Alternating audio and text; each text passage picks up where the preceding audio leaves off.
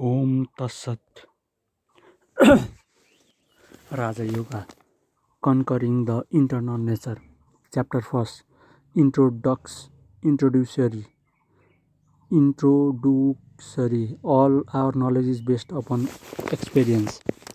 What we call inferential knowledge, in which we go from the less general to more general, or from the general to the particular, has experience as its basis.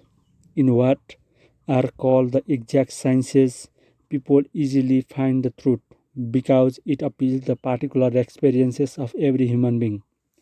The scientist doesn't tell you to believe in anything, but he has certain results which come from his own experiences. In reasoning on these experiences, when he asks us to believe in his conclusion, he appeals to some universal experience of humanity. In every exact science, there is a universal basis which is common to all humanity, so what that we can at once see the truth or fallacy of the conclusion drawn therefrom.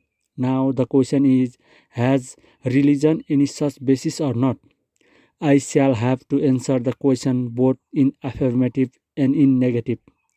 Religion, as it is generally taught all over the world, is said to be based upon the faith and the belief, and in most cases consist only of different set of theories, and that is the reason why we find all these various religions quarreling with each other. These theories again are based upon belief. One man says there is a great being sitting above the clouds and governing the whole universe, and he asks me to believe that solely on the authority of his assertion. In the same way, I may have my own ideas, which I am asking others to believe, and if they ask a reason, I cannot supply them with any. This is why religion and metaphysical philosophy have a bad name nowadays. Every educated man seems to say, oh, these religions are only bundles of theory without any standard to judge them by. Each man preaching his own pet ideas.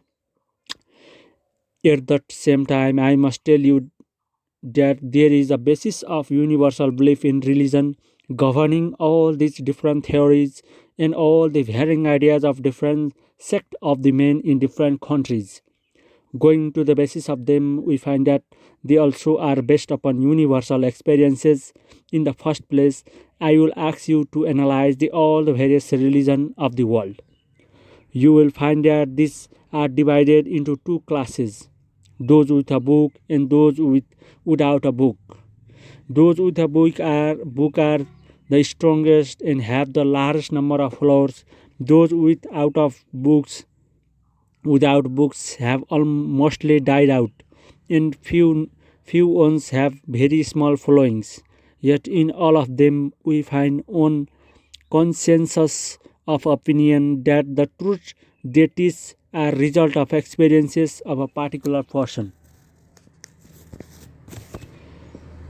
The Christian asks you to believe in his religion, to believe in Christ, and to believe him as the incarnation of God, to believe in a God, in a soul, and in a better state of that soul.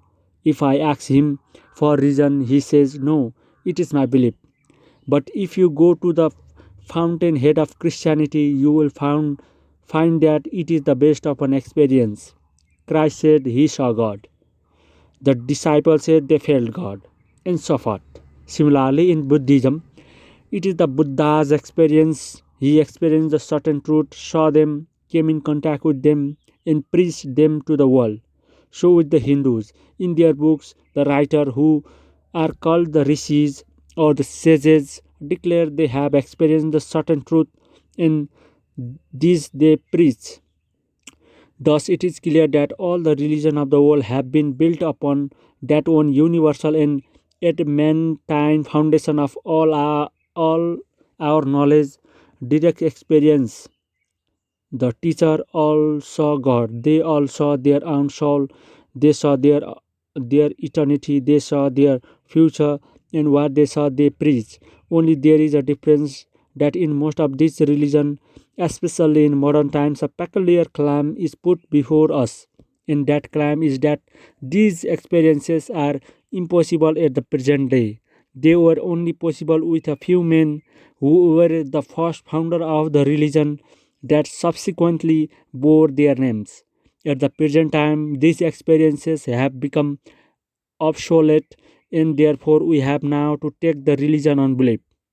This I entirely deny.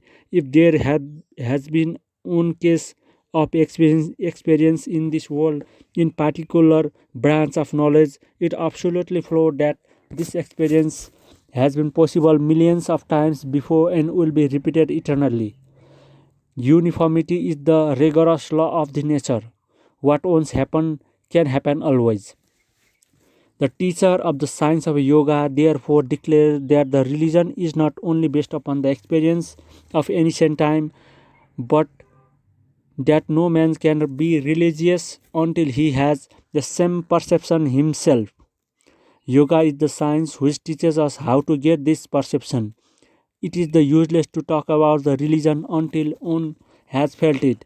Why is there is so much disturbance, so much fighting and quarreling in the name of God? There has been more bloodshed in the name of God than for any other cause. And the reason is that people never went to fountainhead. They were content only to give a mental assent to custom of their forefather and wanted others to do same. What right has a man to say he has a soul if he doesn't feel it, or that there is a God if he doesn't see him? If there is a God, we must see him. If there is a soul, we must perceive it. Otherwise, it is better not to believe. It is better to be an outspoken atheist than a hypocrite. The modern idea, on the one hand, with the lawn, is that religion and metaphysics in all research after the supreme being is a fertile. On the other hand, with the semi-educated, the idea seems to be that these things really have no basis, that their only value consists in the fact that they are strong motive power for doing good to the world. If men believe in a God, they may become good and moral and so make the good citizen. We cannot blame them for holding such ideas, seeking that all the teaching of these men get is simply to believe in an eternal rigmarole of words without any substance behind them. They are asked to live upon words. Can they do it? If they could, I should not have the least regard for human nature. Man wants truth, wants to experience the truth for himself, to grasp it, to realize it, to feel it within his heart of the hearts. Then alone, declare the Vedas, will all the doubts vanish, all darkness be scattered, and all crookedness be made straight. Yeah, children, immortality, even those who live in the highest sphere, the way is found. There is a way out of all this darkness, and that is by perceiving him who is beyond all darkness, and there is no other way.